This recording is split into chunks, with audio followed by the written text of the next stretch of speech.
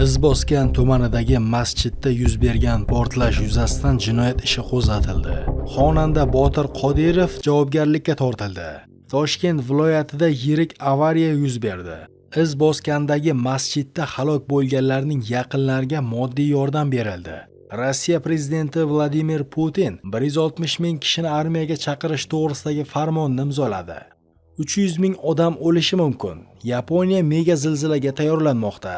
Prostatit, ikkilamchi bepushtlik, tez peshob tahorat buzilishidan aziyat chekmoqdamisiz? Jinsiy zaiflik yoki yallig'lanish sizni qiynayaptimi? Endi bu muammolarni birinchi haftaning o'zidayoq bartaraf etish mumkin. Vulkan erkaklar uchun jinsiy faollikni tiklashga, yallig'lanishni yo'qotishga va sog'lig'ingizni yaxshilashga yordam beradi. Batafsil ma'lumot uchun quyidagi raqamlarga qo'ng'iroq qiling. Mahsulotni yetkazib berish O'zbekiston bo'yicha mutlaqo bepul. Izboskandagi masjidda halok bo'lganlarning yaqinlariga moddiy yordam berildi. O'zbekiston musulmonlar idorasi raisi muftiy Shayx Nuriddin Xoliqnazar 1-aprel kuni Andijon viloyati Izboskan tumanidagi baxtsiz hodisa ro'y bergan Ahmadali hoji jome masjidini mutasaddilar ishtirokida ko'zdan kechirdi deb xabar bermoqda idora matbuot xizmati. Qayd etilishicha, muftiy voqea tufayli ta'ziyali bo'lgan xonadonlarga borib hamdardlik bildirdi. Qur'oni Karim oyatlari o'qilib, marhumlar haqqiga bag'ishlandi. Muftiy hazratlari boshchiligidagi ulamolar vafot etganlarning janoza namozlarida, ma'raka marosimlarida haqlariga duo qilishdi. Marhumlarning yaqinlariga moddiy ma'naviy tasalli berildi. Tan jarohat olib, shifoxonalarda muolaja olayotganlarga tez fursatda sog'ayib ketishlarini tilandi, deyiladi xabarda. Ma'lum qilinishicha, halok bo'lganlarning oila a'zolariga O'zbekiston musulmonlar idorasi tomonidan moddiy yordamlar berildi.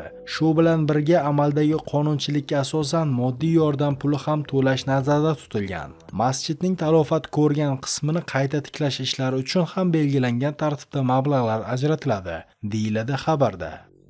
Rossiya prezidenti Vladimir Putin 160 ming kishini armiyaga chaqirish to'g'risidagi farmonni imzoladi. Rossiya prezidenti Vladimir Putin bahorgi muddatli harbiy xizmatga chaqiruv to'g'risidagi farmonni imzoladi. Hujjat huquqiy axborotning rasmiy internet portalida e'lon qilindi. Yangi qonunchilik normalariga muvofiq muddatli harbiy xizmatga 18 yoshdan 30 yoshgacha bo'lgan fuqarolar chaqirilmoqda. Mazkur jarayon apreldan iyungacha davom etadi. Jami 160 ming kishi harbiy xizmatga chaqiriladi. Rossiya fuqarolarga Gos-uslugi portalidagi shaxsiy kabinetga elektron chaqiruv qog'ozlari yuboriladi. Moskvadan chaqiruvchilar esa mos.ru portalidan chaqiruv qog'ozlarini oladi. 2024-yilda bahorgi chaqiruvda armiyaga 150 ming kishi jalb qilindi. 2023-yilda 147 ming.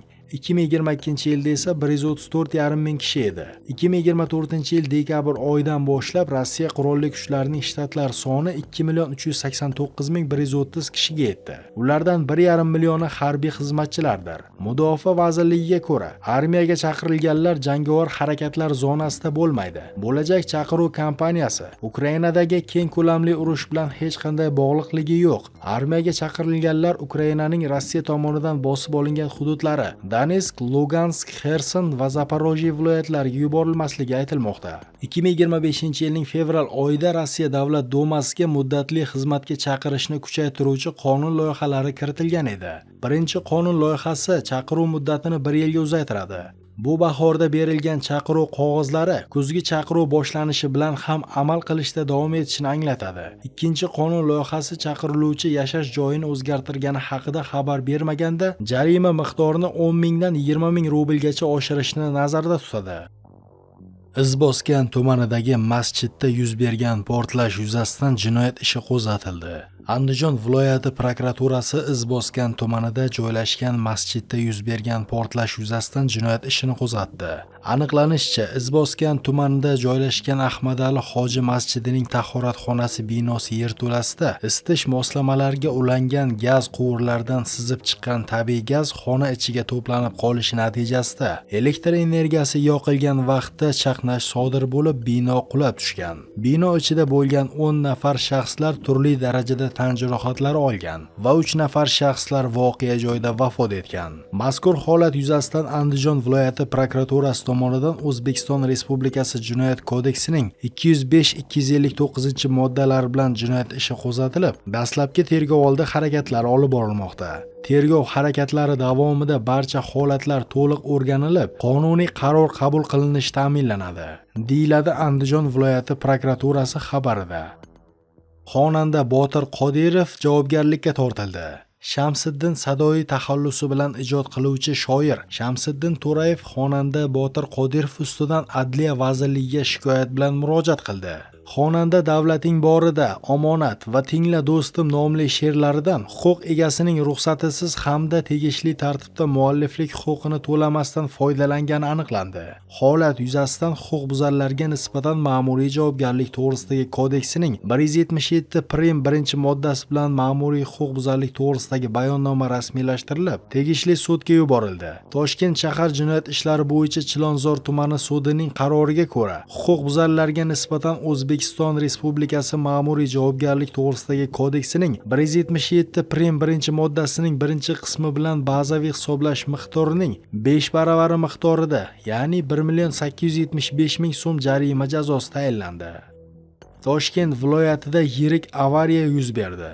Bugun 1-aprel kuni Toshkent viloyatida Havo, Zil, Cobalt va Nexia rusumli avtomobillar o'rtasida yo'l transport hodisasi yuz berdi. Bu haqda viloyat yo'l harakati xavfsizligi boshqarmasi axborot xizmati xabar berdi. Ma'lum qilinishicha, soat taxminan ertalab 8 larda Toshkent viloyati Ohangaron tumani hududidan o'tgan A373 Toshkent-O'sh avtomobil yo'lining 34-kilometrida 4 ta transport vositasi Havo va Zil rusumli yuk avtomobillari hamda Cobalt va Nexia rusumli yengil avtomobillar ishtirokida yo'l transport hodisasi sodir bo'lgan. Qo'shimcha qilinishicha, hozirda holat yuzasidan Ohangaron tumani ichki ishlar boshqarmasi, yo'l harakati xavfsizligi boshqarmasi tomonidan surishtiruv ishlari olib borilmoqda.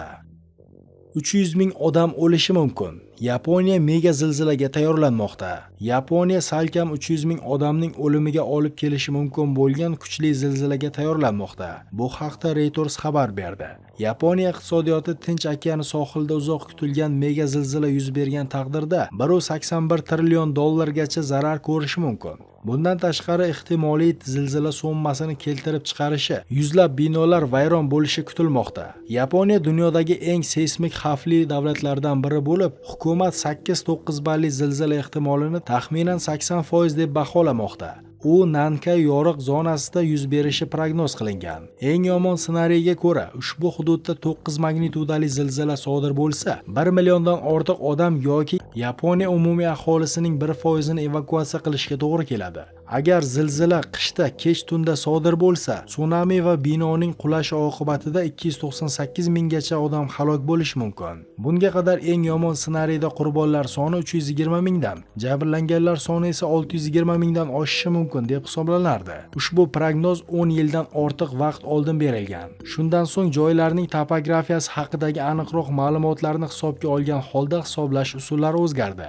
Nankay botig'i Yaponiyaning Tinch okeaniga tutash janubiy-g'arbiy qirg'og'ida joylashgan bo'lib, taxminan 900 kilometr masofaga cho'zilgan. Bu yerda Filippin dengiz plitasi, Yevrosiyo plitasi ostida cho'kmoqda. To'planib borayotgan tektonik kuchlanishlar har 100-150 yilda bir marta kuchli zilzilalarga sabab bo'ladi.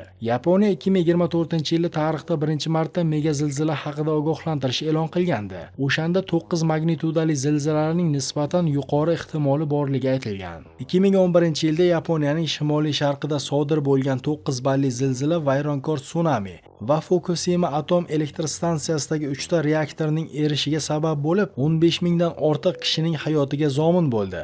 Ma'lumot o'rnida 28-mart kuni Myanmada kuchli zilzila yuz berdi. Uning ta'siri Tailand va Xitoyda ham sezildi. Hodisa oqibatida Myanmada 2700 dan ortiq odam halok bo'ldi. Tailandda ham qurbonlar qayd etildi.